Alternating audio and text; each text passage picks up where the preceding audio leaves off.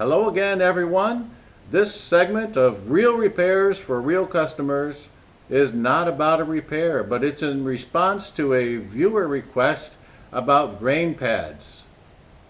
For years I've wondered why people didn't make double-sided grain pads. After all, silicone is expensive. Now what some had been doing is to take a piece of vinyl and embed that into the top of the grain pad so you could see what you're getting.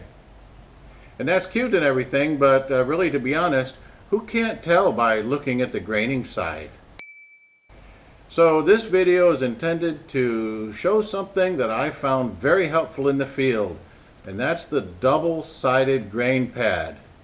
Let's do it.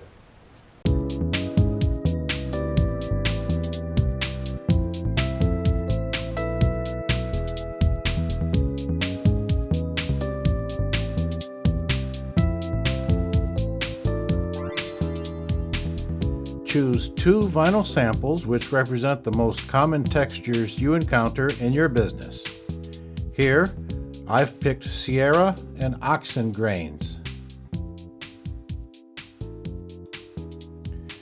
The dispenser has a release button that enables you to pull back the plunger and pivot the body to install the cartridge. Now, we won't be making the tiny grain pads that a lot of people like to demonstrate with. This is the size you would need if you're actually working. Now, a pad this size uses 1/2 of the cartridge. So for future reference, I've marked the start and stop points of the plunger and placed a mark at the halfway point. Now we're ready to make a pad.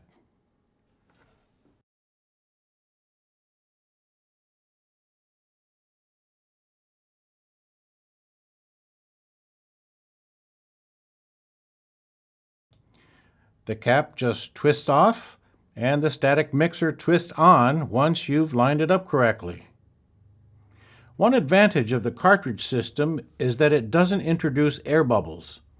If you had to stir the catalyst in, you'd be introducing air bubbles. Here, the static mixer tip mixes well, and any air is pushed out the tube ahead of the mixture. Try to dispense the mixture onto the first vinyl from a central point so that it will flow out without trapping air.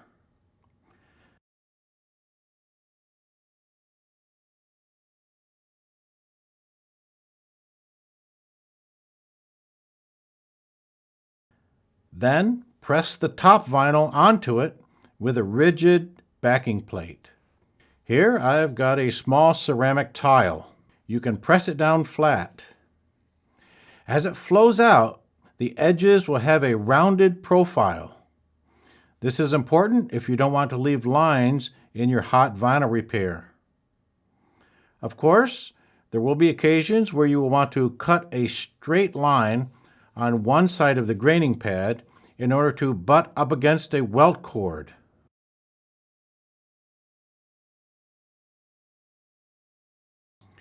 After a few minutes, you can check the static mixer to see if the mixture has set. And it has. Then you're safe to peel everything apart.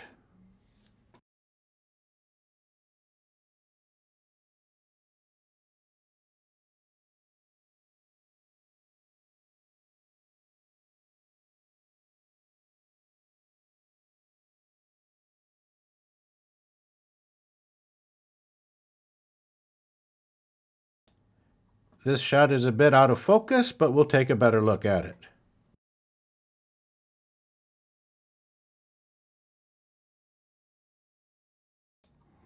So we see that we can make two pads, meaning 4 different grains, possible from just one cartridge. With some oblique lighting, it's easier to see the grain here. To subscribe, hit that A.R.T button that's coming up soon, and ring the bell so you can be notified of our future uploads. And feel free to leave a comment down below.